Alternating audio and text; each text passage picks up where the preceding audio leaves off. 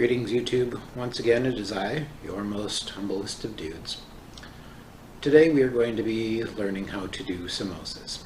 No, not the Girl Scout cookies.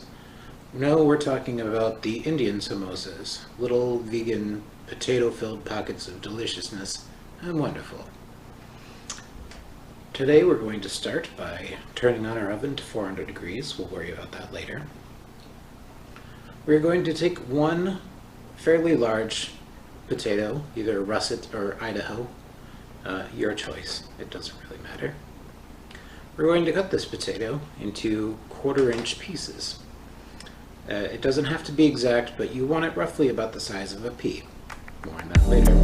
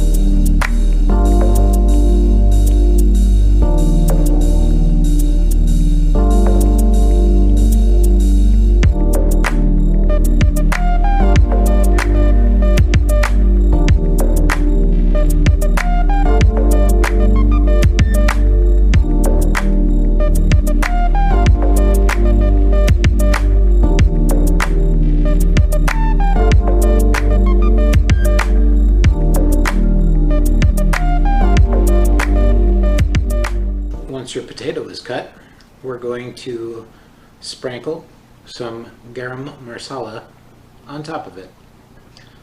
For those of you who are unfamiliar with Indian cuisine, it has a lot of complexity to it in its spices.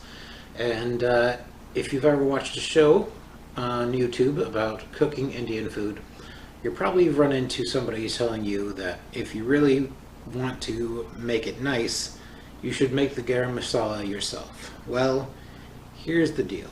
If you don't feel like spending an hour looking up the ingredients, looking up the recipe, learning how to toast everything so it doesn't burn, that's on you. But if you are lazy and just want to have a delicious dinner without having to learn an entire new subculture of food, well then you can just buy the store brand and it works just as fine. With your seasoned potatoes, we're going to put it into a shallow pan that has a wide perimeter, diameter, whatever math term you want to use, just make sure that it's wide and flat. We'll spread the potatoes out evenly, and then we'll pour some vegetable stock on top of it to keep it vegan. You'll want the vegetable stock to just barely cover the top of your potatoes. And then you'll turn on the heat to high and let that all boil down to a nice, soft, tender deliciousness. Once the liquid has almost completely evaporated, you will add your frozen peas, turn off the heat, and then cover it. This way your potatoes don't burn, your peas get up to temperature, and you've got a nice little, almost mushy potato that is ready to go into your filling. So, a couple weeks ago, I made a video that was entitled Meatloaf Wellington. You have not seen this video, nor probably will you ever. Meatloaf part of it went spectacular, but the Wellington part, not so much. Once I got out the puff pastry, it all kind of went to shit in a handbasket, and I didn't really feel like sharing that. So, this is a little bit uncomfortable for me, but you know, when you fail at something the first time, do you just give up on it forever? Usually yes, but this time, no. Today we're going to be using puff pastry instead of the samosa dough. I didn't feel like rolling out and working a dough. We're just going to make do. So what we'll do with our puff pastry is we will spread it out, cut it into 4 even squares.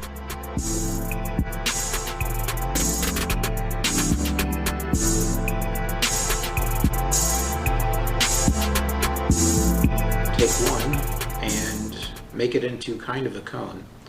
If you are not that great at it, that's fine. It might take you a couple times, but eventually you'll get there. So once you've got your little cone, you've made a nice little well, you're going to take your potato pea mixture and you're just going to pack it right in there.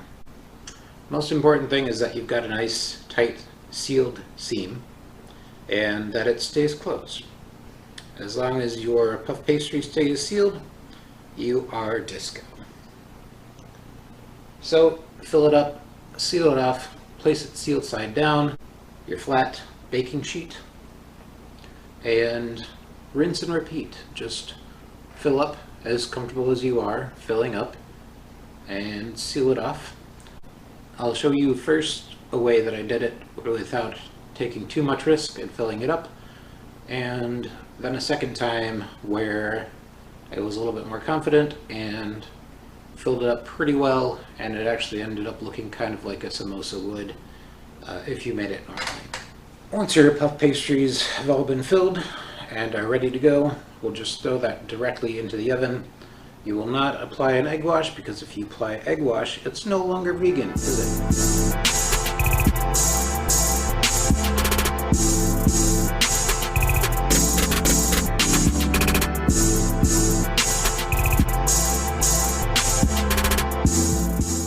Start working on our sauce, which today is going to be a spicy peanut butter and jelly sauce. Just trust me. 3 parts peanut butter, 1 part jelly, 1 part soy sauce, 1 part sriracha, and just enough vegetable stock so that it doesn't completely turn to a solid mass that you cannot get out of your pan. As soon as it starts to bubble, you want to make sure that it tastes all right and adjust accordingly, but you want to make sure that all those flavors are there.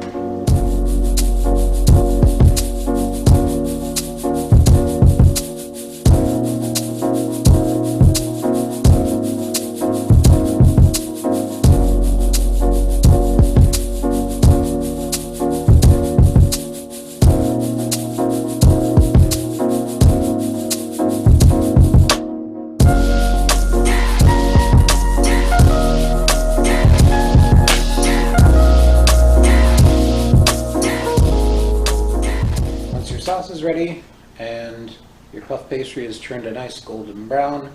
We'll pull the puff pastries out of the oven and we'll let them sit for about 10 minutes. If you want to be fancy and impress your friends sitting, you can plate up your sauce. This is what I would recommend. You can take a little dab, spear it across the plate with a spoon. You can take a little bit more of your filling that's left over and just put it on the big end. Put your puff pastry on the small end, or vice versa. You can even sprinkle some stuff all over it so it makes it look really, really messy, like a Jackson Pollock painting. Or you can just put a little bit on the side. So you got your dipping sauce ready. Regardless of how you plate it, it's going to end up delicious. You can still hold them in your hand like a regular samosa, and they are going to taste superb. Just a word of the wise, if you did not let them cool down, they are going to be hot as fuck, because they just came out of the oven and those are very moist potatoes and peas. So the filling will be molten if you eat it immediately. But other than that, they'll be delicious. They'll do a happy little vegan dance to celebrate. And that's it. That's all I got for you. Hope you had a great time. Until next time, good show, good talk. Okay, bye.